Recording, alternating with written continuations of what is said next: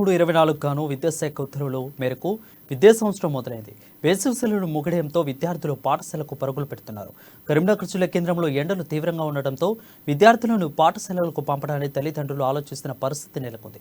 వాతావరణ పరిస్థితులు ఎలా ఉన్నప్పటికీ తమ విద్యార్థులకు పూర్తి స్థాయిలో ఆహ్లాదకరమైన వాతావరణంలో విద్యను అందిస్తామని అంటున్న ఉపాధ్యాయులతో మా కరీంనగర్ ప్రతినిధి శ్రీకాంత్ మరింత సమాచారం అందిస్తారు. 2023-24 విద్యా సంవత్సరం గాను ఈ రోజుతో పాఠశాలలు పునఃప్రారంభమయ్యాయి. ప్రస్తుతం మనం కరీంనగర్లోని ఓ ప్రైవేటు పాఠశాలలో ఉన్నాము. విద్యార్థులను టీచర్లను అడిగి మరిన్ని వివరాలు తెలుసుకుందాం. గుడ్ మార్నింగ్ మేడం, చెప్పండి. అంటే ఈ రోజు నుంచి పాఠశాలలు పునఃప్రారంభమయ్యాయి కదా, అంటే వేసవి తాపం అంటే ఇంకా ఎండాకాలం సెలవులు ముగియడంతో విద్యాశాఖనైతే స్కూల్ రీఓపెన్ చేయడానికి అయితే పర్మిషన్ ఇచ్చింది. కాకపోతే కరీంనగర్ జిల్లాలో మాత్రం ఎండలు తీవ్రంగా ఉన్నాయి కదా, ఇది విద్యార్థులపై ఎలాంటి ప్రభావం చూపుతుంది? మీరు ఎలాంటి చర్యలు తీసుకోబోతున్నారు? Good morning.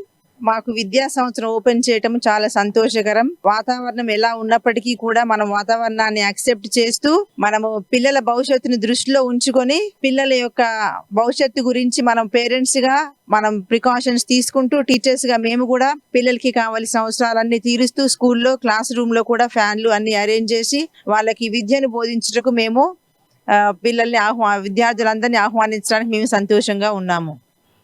మనతో పాటు మరో టీచర్ కూడా ఉన్నారు, వారిని అడిగి మరిన్ని వివరాలు తెలుసుకుందాం. చెప్పండి మేడం, అంటే విద్యార్థులు పూర్తి స్థాయిలో పాఠశాలకి వచ్చే అవకాశం ఉందా? మిడిమిడిగా వచ్చే అవకాశాలు ఏమైనా ఉన్నాయా? మీరు అంటే ఒకవేళ స్ట్రెంత్ తక్కువగా ఉంటే మీరు ఆన్లైన్ క్లాస్ లాంటిది ఏదైనా ప్రొవైడ్ చేయబోతున్నారా, లేకపోతే పూర్తిగా ఆఫ్లైన్ లోనే బోధన తరగతులు నిర్వహించనున్నారా? Good morning everyone. స్కూల్స్ ఇవాళ ప్రారంభం అవడం వలన ఎండలు వాతావరణం ఇవన్నిటికంటే ముందు పిల్లలు ఎక్కువగా ఆసక్తిని చూపిస్తున్నారు.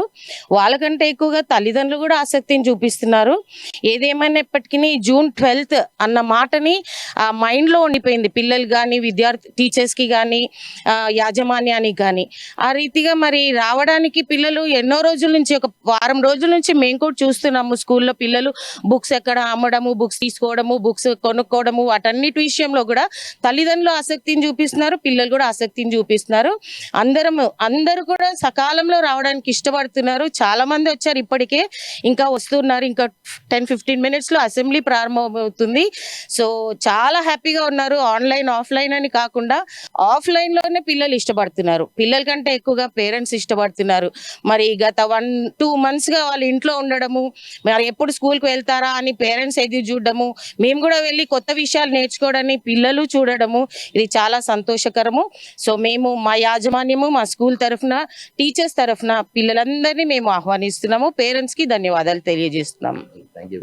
మనతో పాటు విద్యార్థులు ఉన్నారు, వారిని అడిగి మరిన్ని తెలుసుకుందాం. చెప్పండి, మీరు దాదాపు ఒక 2 నెలలు కూడా పాఠశాలలు అంటే మీకు వేసవి సెలవులు వచ్చాయి కదా, మీరు ఎలా ఎంజాయ్ చేస్తారు? అంటే ఇప్పుడు మళ్ళీ తిరిగి పాఠశాలలు ప్రారంభమవుతున్నాయి కదా, ఇప్పుడు మీరు అంటే పాఠశాలకు రావడానికి మీరు ఇంట్రెస్ట్ గానే ఉన్నారా, లేకపోతే ఇంకా సెలవులు ఇంకొద్ది రోజులు పొడిగిస్తే బాగుండు అనిపిస్తుంది?